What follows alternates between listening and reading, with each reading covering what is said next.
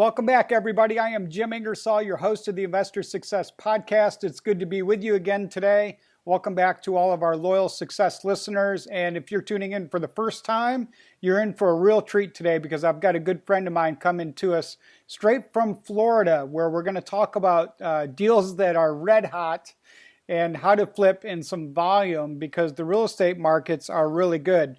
Gavin, welcome to the show today. Thanks for having me, Jim. It's nice to be with you again. Let me tell you guys a little bit about Gavin. Like I said, he's a guy that I've gotten to know pretty well over the last year because he had me onto his incredible podcast called The Real Estate Loop. And you definitely need to check that out. And so hit the subscribe button, leave him a review because it is a phenomenal show. It was actually Gavin that talked me into podcasting, Gavin. So you get the credit for that. So thank you very much. You're welcome, Jim. And Gavin's an active real estate investor. He's also a realtor, and he's located halfway between Orlando and Tampa. And he's flipped, he's wholesaled, he's done buy and hold, and he's built spec homes, and he's an incredible podcaster. But today we want to talk about doing a lot of flipping deals because the markets are red hot. How is that Florida market doing at the beginning of this year, Gavin? The real estate market is really strong. It was strong all last year, and it's continued through. Usually there's a lull between Thanksgiving and New Year's, but it was still pretty strong right through to New Year's. And now in the last week, here we're the 10th of January, 2017. The phone's been ringing off the hook here the last week. People are looking for deals, houses for sale, both ways. That is awesome. And the rental market's been really strong for us as well. But like yourself, I've been flipping a lot because the market wants good quality houses at the right price. I mean, you can sell a lot of flips right now if you want to go into that business, right? You can. A lot of the flips that my partners and anybody are doing, we're pre-selling them. Yep. If they say, hey, we're going to have this house ready, I'll get one of the other agents out there and say, hey, let's start marketing this deal. And we've got a list of buyers. And we're trying to get those houses. A lot of times we're getting those houses sold, before it's done, within a week or two of when they're done, so they can turn the money over. So how do you go about marketing a pre-sale on a flip? Because are you listing it onto the MLS before you're done, or are you just doing your own marketing? Or we're doing our own marketing. What we've done is the group of us has kind of done so many houses that when a house comes up, we have agents that are only buyers agents. They only work with buyers. So I'll just send them a heads up and say, hey, look, we've got a 3-bedroom, 2-bath coming up in this neighborhood. Granite countertops, completely renovated pool. Here's the price point. Here's the thing. It won't be ready next week, but I'm giving you the inside scoop. So if you have any clients looking for properties, this is an inside deal. It's non-EMLS. They're not going to find it on Zillow. You're going to look like a rock star, and we can get this house sold. Okay, and that's a great place to start this podcast. It's sort of at the end of the process, but I agree with you on the buyer's agents. They need inventory. It's the same thing here in Virginia. My son-in-law, Luke, who you met, Gavin, is with Remax, and he's a really active buyer's agent. He does, 40 or 50 houses a year. And the issue is he's got a lot of buyers, but there isn't enough good quality inventory. When you got that really good quality inventory, it just moves. Yeah. So... Yeah. Go ahead. Yeah, and as an agent, if Luke calls up his client and says, hey, Mr. Buyer, I've got a house. It's non-EMLS, but it's going to be beautiful. It's going to be up soon. Let's get in to see it tomorrow because it's not for sale publicly yet. And if it's something you like, we can get it before it hits the market and there's any competition. Yeah, that's a great point to make. So let's talk about how would you, if you were going to give somebody advice on how to build a network of buyer's agents, because they're thinking about doing the same thing wherever they're located across the United States. How can they start to do that? Because networks are everything in real estate. Your network is your net worth. And that sort of is your customer. Your customer funnels through a buyer's agent many times. So how would you start to figure out how to do that? Well, what I would do is, if you have a house that's for sale to flip, I would keep track of everybody that comes through agent-wise. And then when the next one comes up, reach out to them. What you can also do is if even though we have houses listed with my real estate company, I know other buyer agents that need houses to do open houses. Well, ours are all, rehab, beautiful granite countertops, whatever. I can reach out to one of those agents and say, hey, look, agent, I know you're new. I know you're a buyer's agent. Would you open house one of our houses? They can do that. So then they can open house our house. Maybe they can bring a buyer. They can be the buyer agent. It gets them exposure. It's everybody kind of working together. All right, so that's a great tip. So keep track of who's coming into your houses. I know here in Richmond, Gavin, we also have a Realtor Mastermind Facebook group, Yeah. and there is a lot of activity in that group with several hundred agents in it. And it's also another little tip that people can look for in your local market. Do you guys have that kind of thing in Tampa, Orlando Yeah, area? we do. We do. Mhm. So start building relationships, build out that network, and you can pre-sell. I've pre-sold many houses. I think it's a great idea because, especially if you can get momentum, because speed is really important. And if you can avoid the FHA anti-flip rule and get people with conventional financing, if you speed up from like 4 months to 2.5 months, you can do more deals and you'll make a lot more money. Yeah, well, and that's an issue. If you do sell it right away and you get that 90-day FHA cooling, like you can't buy and sell a house within 90-day rule, that's fine. Just extend the closing date out. Go ahead and get it under contract, but extend the closing date out. Mm-hmm.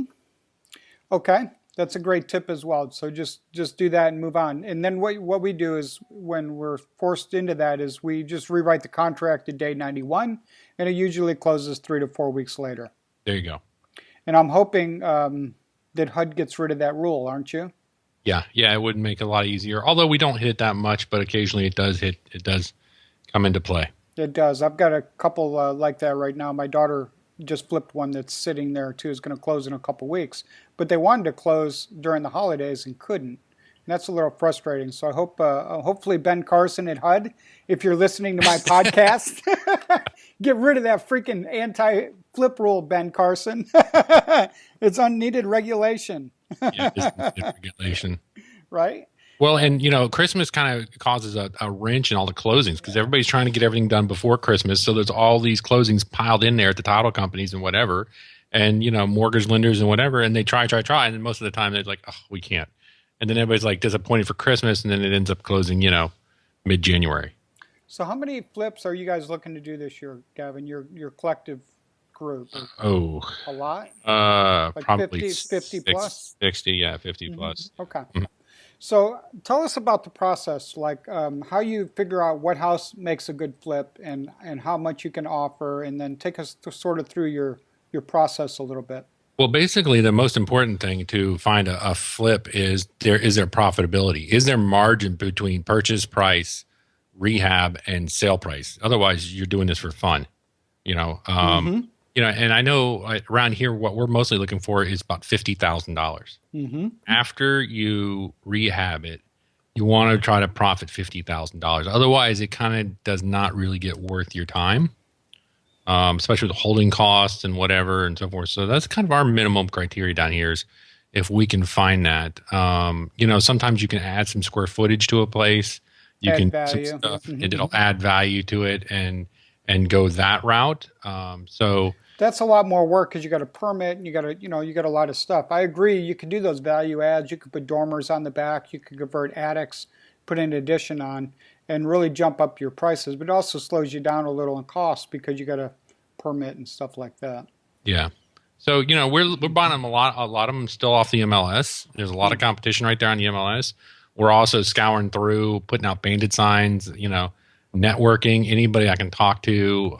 We're trying to buy houses to flip. We're trying to buy vacant lands to develop. We're trying to anybody I can talk to that has real estate, knows somebody has real estate or something. I will. And so that's a great point because Cheryl and I mean, you've met my wife, Cheryl. Yes. We were talking yesterday. It's like I had like 3 phone calls yesterday on referrals. And that has always been like my easiest way to find deals is just to pay referral fees. And so it sounds like you as well. Yeah, we pay referral fees. I network with a bunch of wholesalers that do a lot more deals than I do.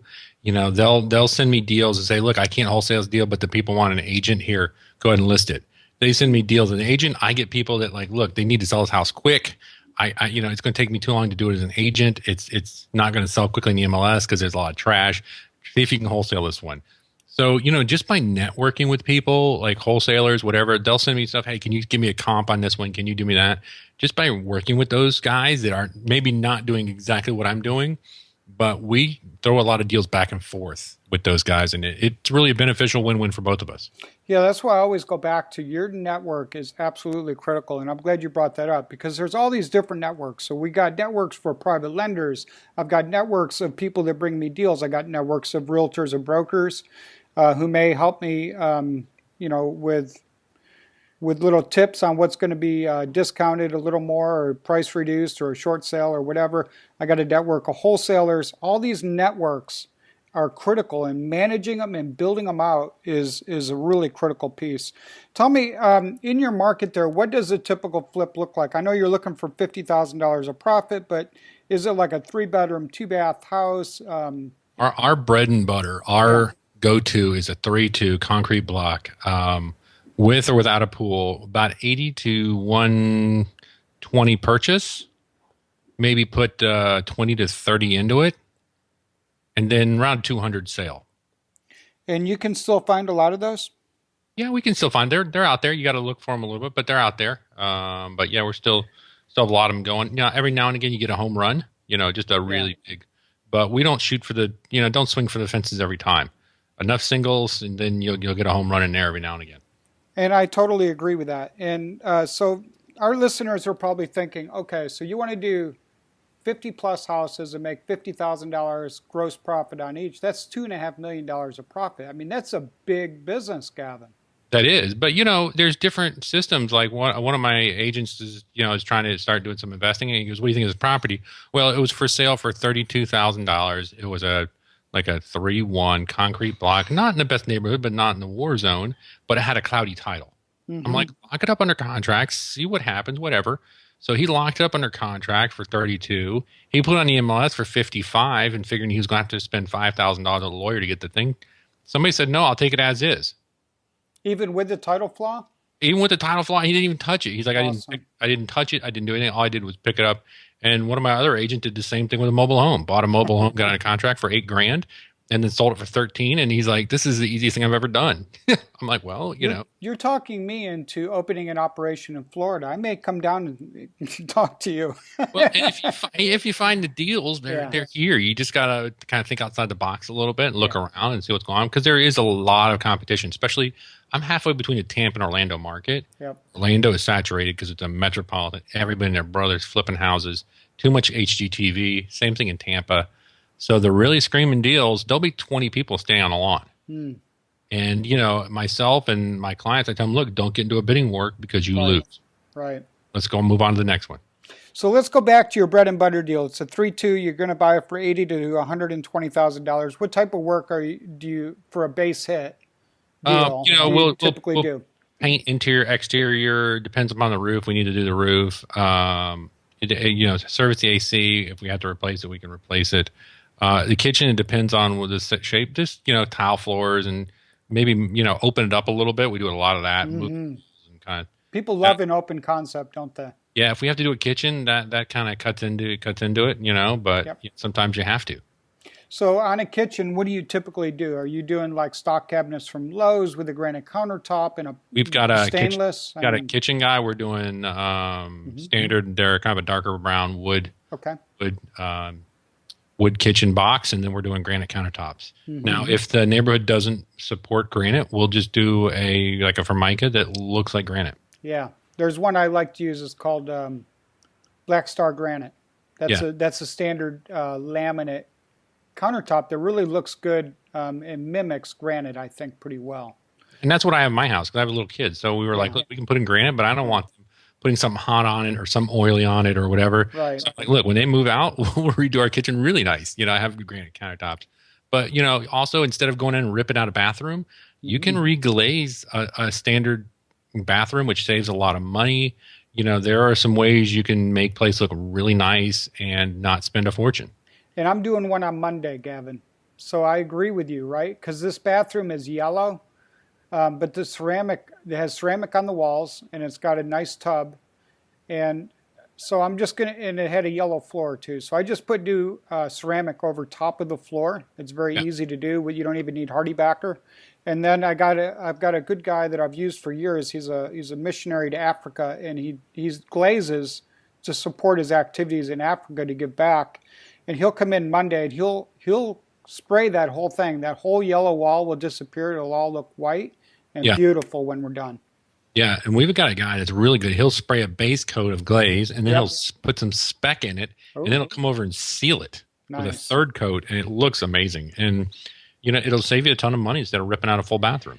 It does. And Cheryl and I go back and forth on this too. She loves to just gut stuff, but it's way cheaper if you can keep it, because when you pull the tub out, you got demo, you got haul away, but then you got to redo your diverter, your plumbing. Then you got to buy a tub, a surround, and it gets costly pretty quick. And if you can avoid that cost, that'll help you a lot. So I think that's a great tip today, Gavin. Yeah, and there's some other tips like we use. If you have a house with gable ends, where it's pitched front and pitched back, and you can't see both sides at the same time. Well, when they run dye lots on shingles, if they stop running, whatever color one day and they start again another day, those shingles are a shade off. So if they've got half of what you need in one shade and half in another shade, see if they'll give you a 50% discount on those shingles and put one color in the front, one color in the back. Nobody's going to see both sides at the same time, and they're one shade off, and that'll save you about 50% on your shingles. And where would you pick up this dye lot discrepancy to get that discount? It's the same thing with tile. Even though tile is the same color, if the production date is different, it's a different color, actual color.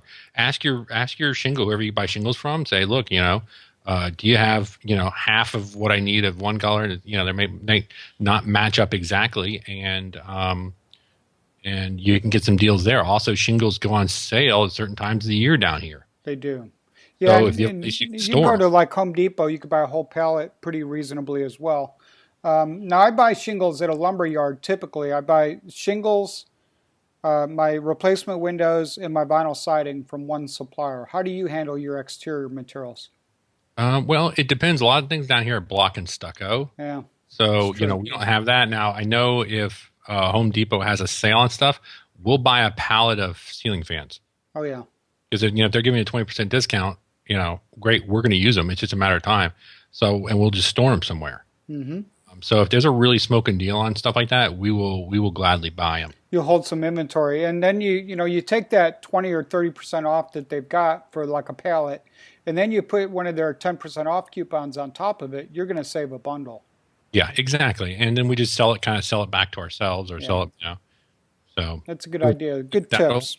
We've got licensed contractors on staff, and they've got guys. So we may have a licensed plumber, electrician, and we've also got an electrician's helper who, for whatever reason, can't get a license, and he's 1/5 of the cost of the licensed electrician. So he can do a lot of the work, and then have the licensed guy just come in and do the final check and the final write-off on it.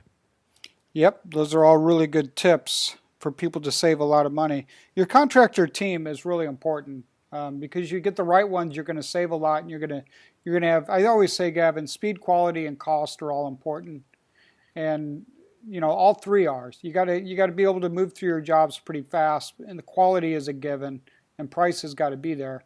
Yeah. And you're giving some great tips on cutting your costs for sure. Well, and most of the stuff, if you're doing a volume business, can be done like demo, can be done by like a handyman who can paint, who can do this, who can do that. Only when you have to do some wiring can you bring in. You have to bring an electrician, and you're right. And you've got to keep 2 or 3 electricians on staff, on hand. Yeah. Because if you keep using one all the time, sure enough, his prices are going to go up, or he's going to get busy with other stuff. Right now, the margins in flipping are not what they were 5 years ago. We're paying more for houses on the front. Yeah. There's some competition. Material and labor costs have gone up, and that the increase we're paying on the front is not seen so much on the backside. Although the backside sale price has increased, not to the amount that labor costs and material costs have. So the margins are getting thinner on the flips. Yep. So that's all really good tips. How do you like to find contractors? Go to Home Depot at 6 o'clock in the morning. Great tips. Usually references, referrals, or whatever. All right. Very good. Those are all great tips for flipping houses, which are great. What are some roadblocks that beginning flippers should look out for? I'm glad you mentioned HGTV because it doesn't work quite like it does on HGTV. What are some roadblocks people need to be careful of?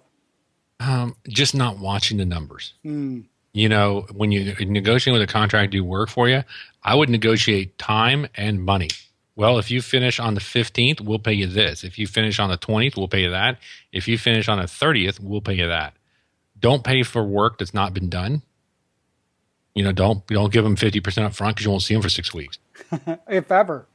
If ever. I had a friend that paid somebody a 50% deposit on a rental that had been in a fire, and the guy literally moved out of the area. Wow. And disappeared. And it was like $100,000 job. So he basically robbed them of $50,000.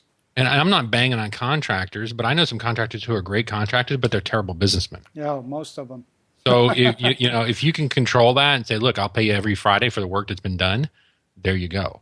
And just watch your numbers, know what it costs, get estimate for everything, and if you need something, ask somebody who knows. Mm-hmm.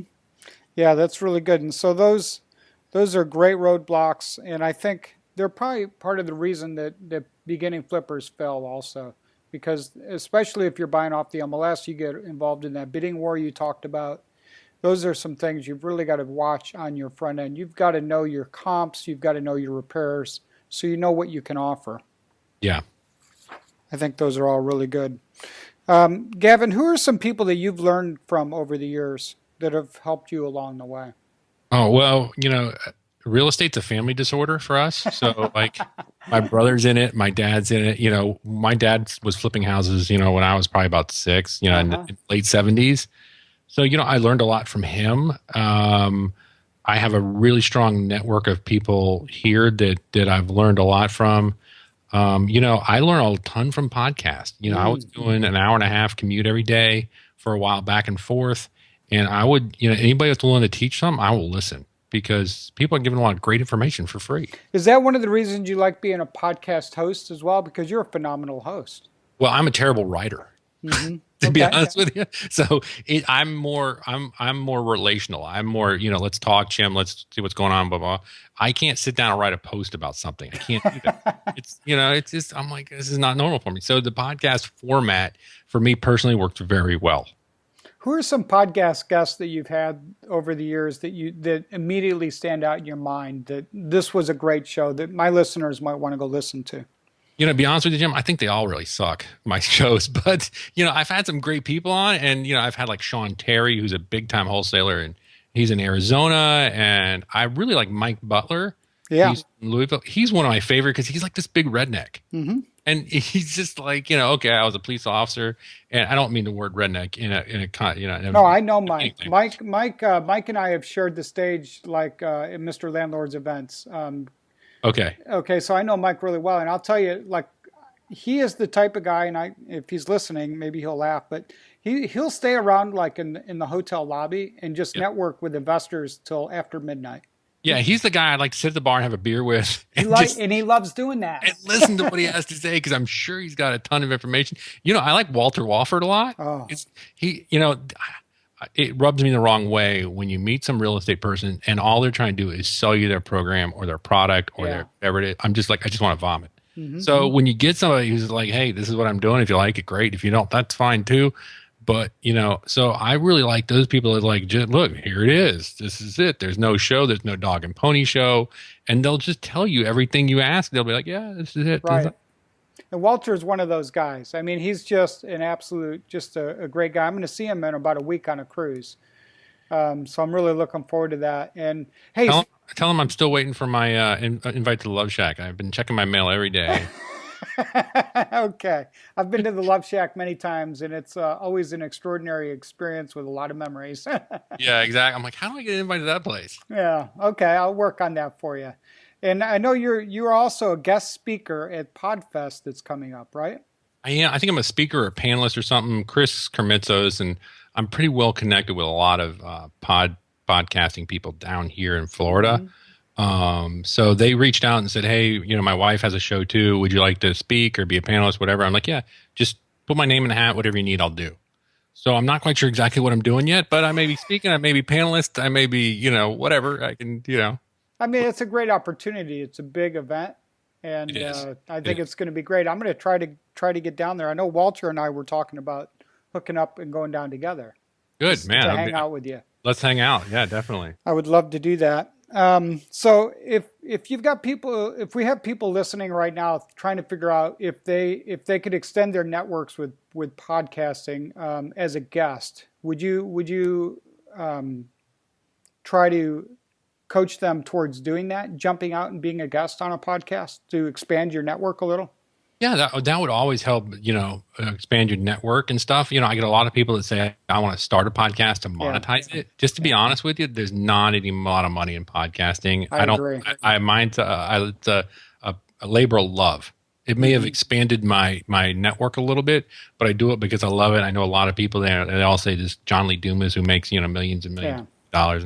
Well, he's a one-off. So, I just like talking to people about real estate. So let's record it and let's put it out there and maybe somebody will learn something from it. Yeah, same here. And that's why I brought up, because there's two sides of every mic. Because I've been on your show, now you're on my show. And so if people want to be involved with podcasting, I think one easy way to do it is don't think you've got to be a podcast guest. A podcast host, be the guest. And if somebody wants to be on my show, just email. You can email me. I'd love to have you on. Let's talk about real estate. I love talking to people who are not experts. Who are, single mom of two. And I'm kind of need to make some extra money. Because you can go to every show and, there's like a podcast circuit where these people have been interviewed by 15 different people. That's great. I don't want those guys. I want Mike Butler. I want people nobody's heard of. I want the mother of three. I want, somebody in Texas that, you've never heard of, but he flips houses all the time. Yeah, same here. So if somebody wants to be a guest, and if that mother of three is listening right now, she's in her kitchen doing dishes or whatever and hanging out maybe by the fireplace or at the gym, how would she contact you to be on your show? Shoot me an email. My email address is Gavin, Gavin, at thereloop.com. That's TheReLoop.com. Shoot me an email. It goes to my iPhone. I'll email you back. We'll jump on a phone call, record it, and boom, there it goes. It's that easy, isn't it? It's that easy. All right, Gavin. All right. Any final advice for people that are thinking about flipping houses because they've seen it look so fun and easy on HGTV? It's not. It's fun. I've done things that are easier. I've done things that are harder. Yeah. But if you enjoy it, you enjoy it. Just network with some people. There are no dumb questions. Boy, that is so true. We were just talking about that in our mastermind recently, Gavin, because, as men, we're like, I hate to ask directions. Cheryl, I'll tell you, before we had GPS on our phones and stuff, if I get lost in a city, I hated to ask for directions. People hate to ask questions.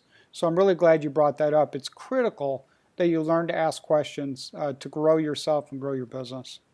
Exactly. And if you don't know, don't pretend like you do, because it could bite you and be a big mistake down the road. Yeah, I like that quote that John Wooden has. It's it's what you learn after you think you know everything that really makes the difference.